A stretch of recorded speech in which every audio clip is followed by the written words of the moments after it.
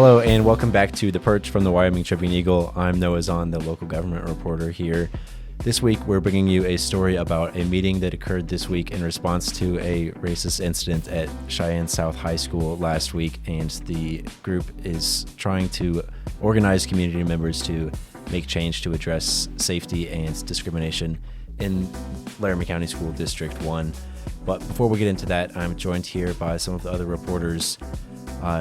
And we're going to bring you a quick news roundup. I've got Hannah Shields, our state government reporter, Taylor Staples, our arts and entertainment reporter, and Ivy Secrest, our crime and public safety reporter. What have you been working on this week, Ivy?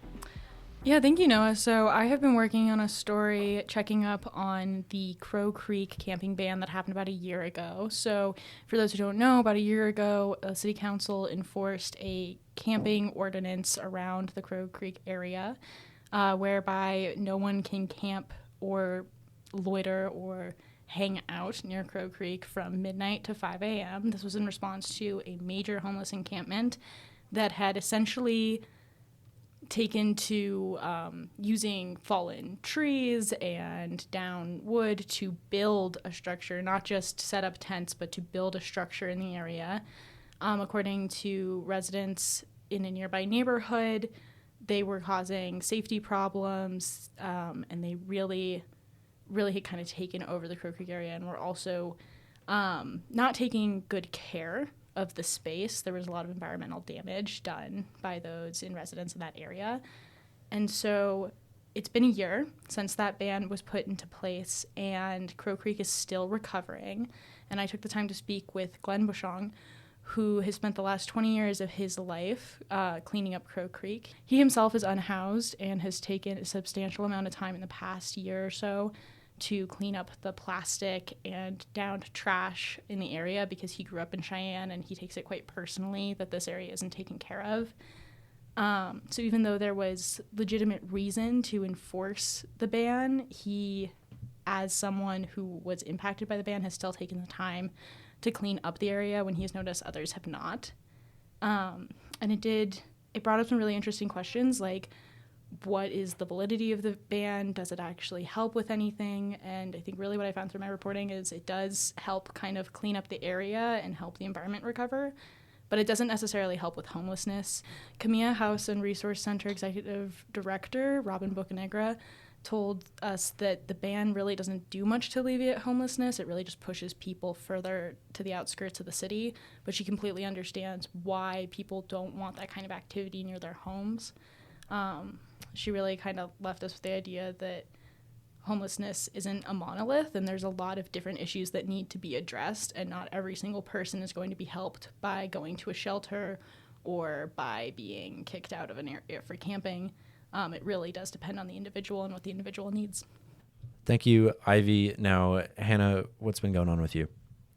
So last week, the Select Committee on School Facilities was discussing a bill draft that would change the state's major maintenance formula for its public schools. And so basically, the major maintenance formula is used to calculate how much funding the state divvies out to the schools to fix up the building, whether that means completely demolishing and constructing a new school, or just, doing some upkeep, like replacing a roof, replacing the sewer system, etc. This major maintenance formula has not been changed in the last 15 years, and so that was one of the major topics for this select committee, this interim. So they did come up with a bill draft that changes the formula, and so the bill was created, and it comes with a $43.6 million appropriation from the Public School Foundation Program account, or also known as the SFP. The SFP is largely funded through Wyoming's federal mineral royalties. However, a consensus revenue estimate group report, also known as the Craig Report, in January projected a decline in these federal mineral royalty distributions over the next couple of bienniums. So Senator Larry Hicks, a Republican lawmaker from Baggs, Wyoming, who sits on the committee, was saying that he didn't want to lock the state into a new, more expensive major maintenance formula if it wasn't going to be certain that the funds will be there. He said, instead he proposed making the bill a one-time appropriation and then revisiting major maintenance formula discussions after the 2020 general session. However, Senator Chris Rothfuss, a Democratic lawmaker from Laramie, pushed back on Hicks's arguments. He recognized that while the state's projected shortfall in revenue is a legitimate concern, he said the bill is still the most cost-effective path for the legislature. Because basically the whole argument is if the state isn't continuing to fund these major maintenance projects in its schools, it could be facing an issue of where they need to replace a lot of schools in the future, which could be an even more expensive bill for the state. So all in all, the bill draft was forwarded to the Joint Appropriations Committee on a 7-2 vote, with the nay votes coming from Senator Hicks and Senator Joy McEwen, a Republican lawmaker from Gillette. And so now the Joint Appropriations Committee will consider the bill, and the governor of Wyoming will also consider the major maintenance formula as well. Thank you, Hannah, for that. Now, Taylor, you don't usually join us for this news section, but you had a fun story this week. So tell us what you've been working on. Yeah, thanks, Noah. So there's a docuseries out right now on PBS called Citizen Nation. It's filmed at multiple high schools across the United States, including Sheridan High in Sheridan and South High School in Cheyenne. 3 of the episodes are out now, with the last one coming out next Tuesday. The series follows high school students participating in the We the People Civics competition. The competition basically started in 1987 as an effort to kind of inject civic education back into American schools. The series specifically follows the stories of South teacher Aaron Lind and South students Elias Wallace and Mario Antonez. Viewers will get to see their individual journeys leading up to and during the competition.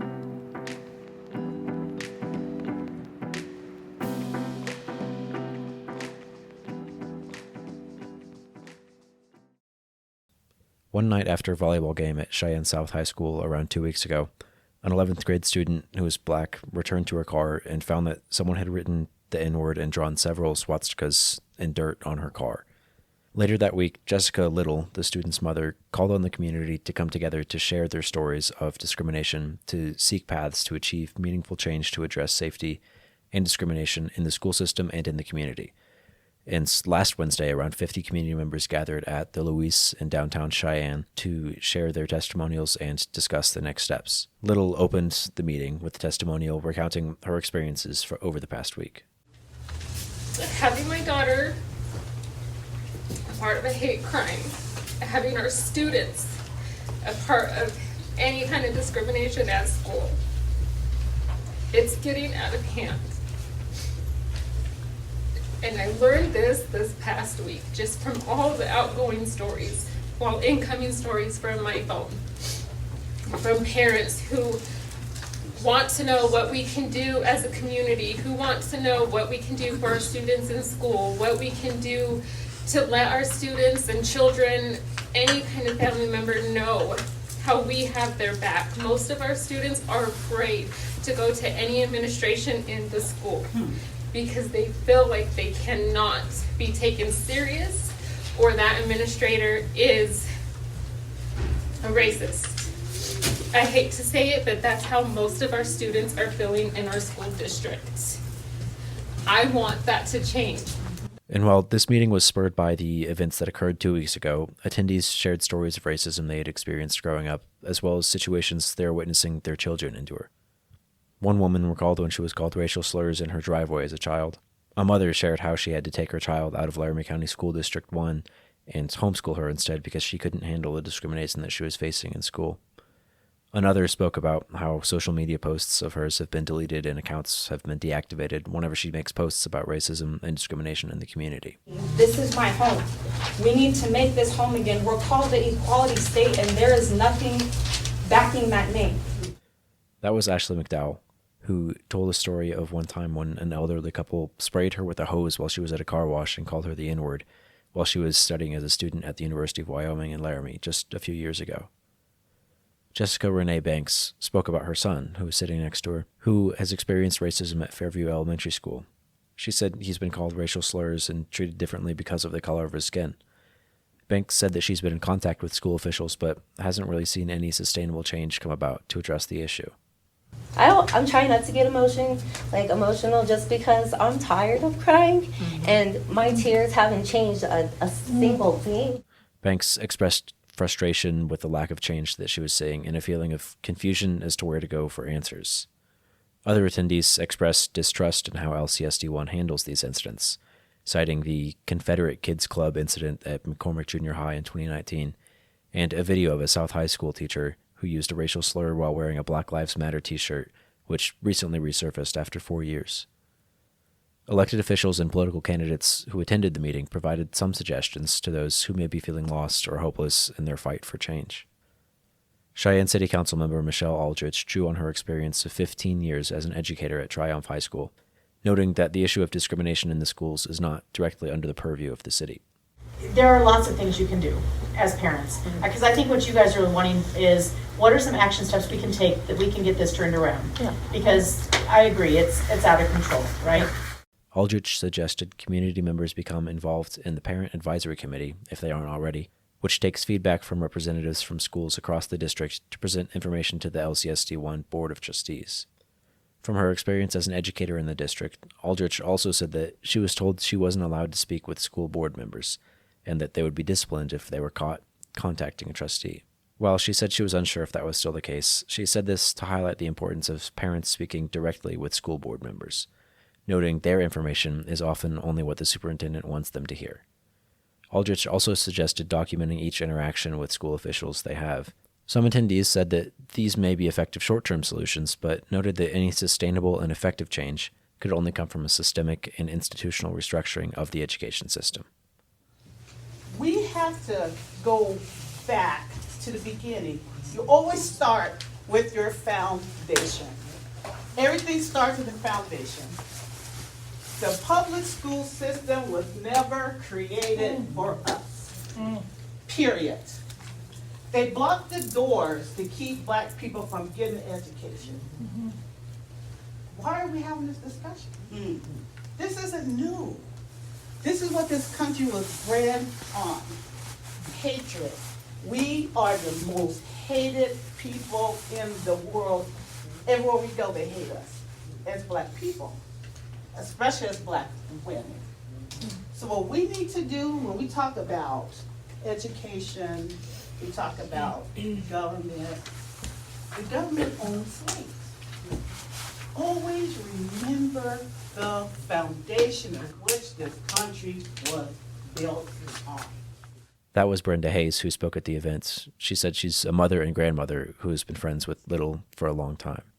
Sarah Burlingame, who is the executive director of Wyoming Equality, also noted that more needs to be done to realize meaningful change. And if it's all on the individual parents, which I don't disagree with anything that these folks have said about, like, yes, document it, yes, keep pushing it back up, but on a system-wide level, on like an organizational-wide level, the only thing I know how to do, like, to address it is to organize.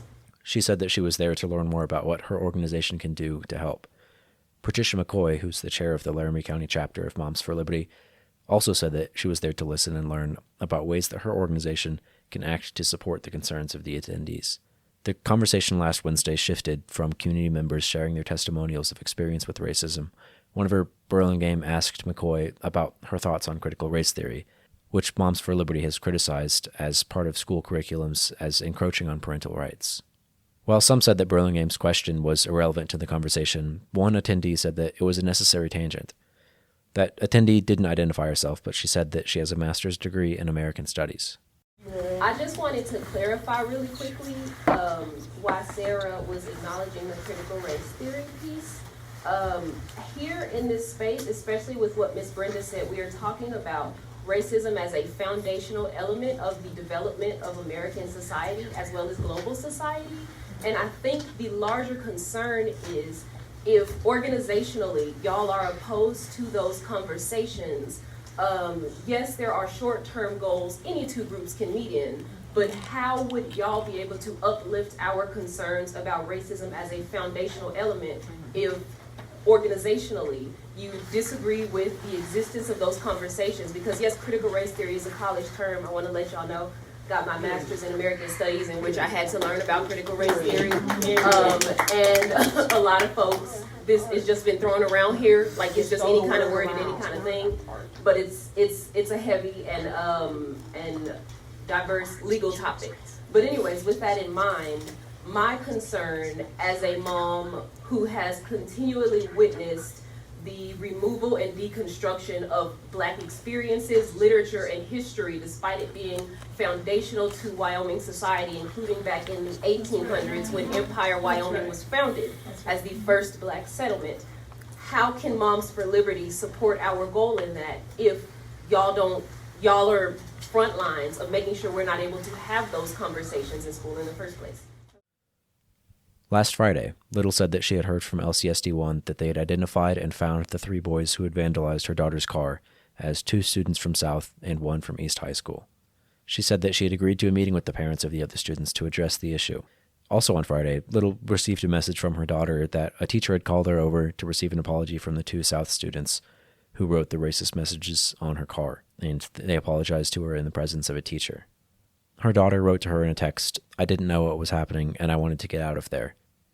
Upon learning that the offenders were still in school and had not been suspended, and believing this to be how the school officials chose to address the situation, Little said that she would no longer meet with the other parents or school officials until stricter consequences were enforced. I just wish the school district would take racism serious and serious consequences be handled the correct way. She also noted that the district had told her the incident was not technically a hate crime, as there was no physical damage inflicted on the property. Instead, they identified it as hate speech, which is generally protected under the First Amendment. At the federal level, the U.S. Department of Justice defines a hate crime as a crime motivated by bias against race, color, religion, national origin, sexual orientation, gender identity, or disability.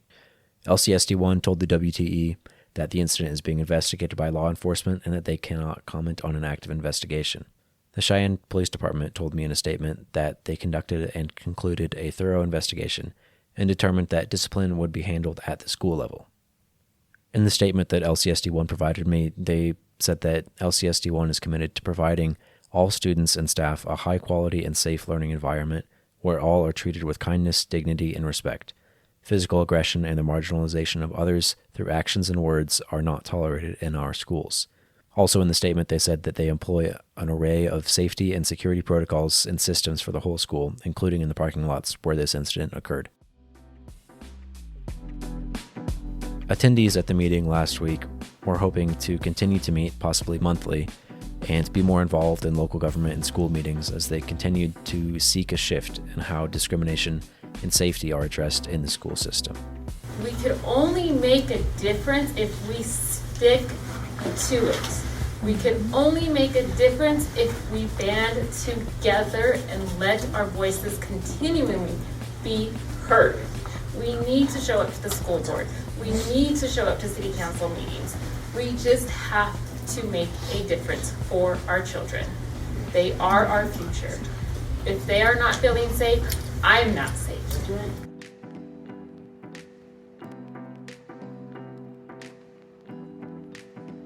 Now, I'm joined here by Taylor Staples and Ivy Secrest again, and with Halloween coming up, Taylor, you've got a fun question for us to discuss here.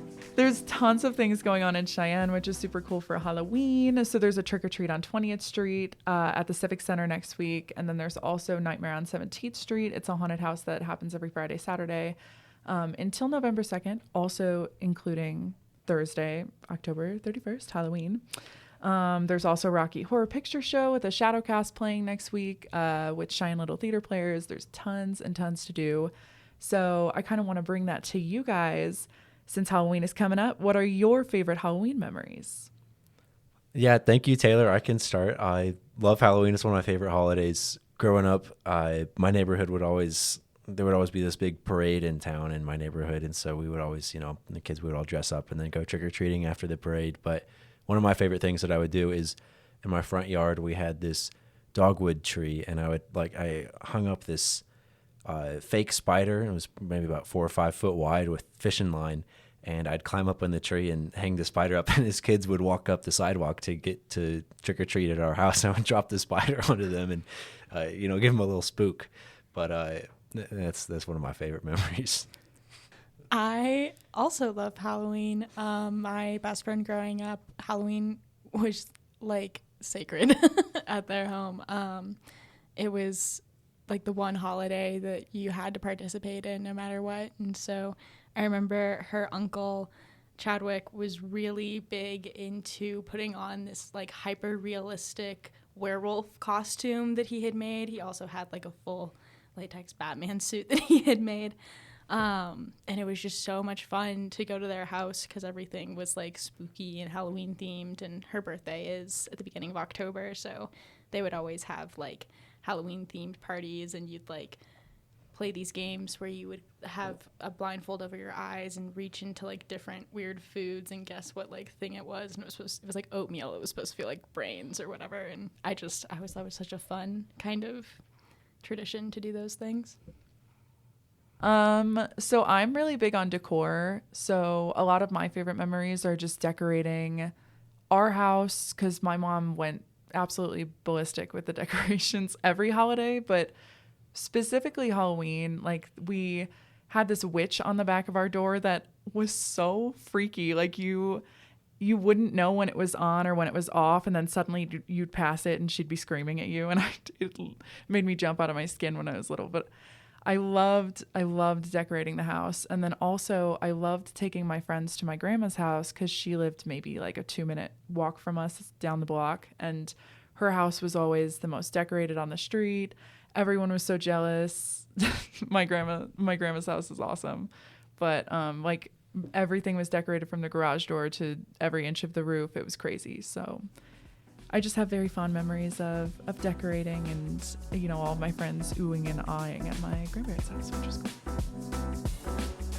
Great. And that's all for this week's episode of The Perch. Thank you to Hannah Shields, Ivy Secrest, and Taylor Staples for contributing to this week's episode. And be sure to tune back in next week for more.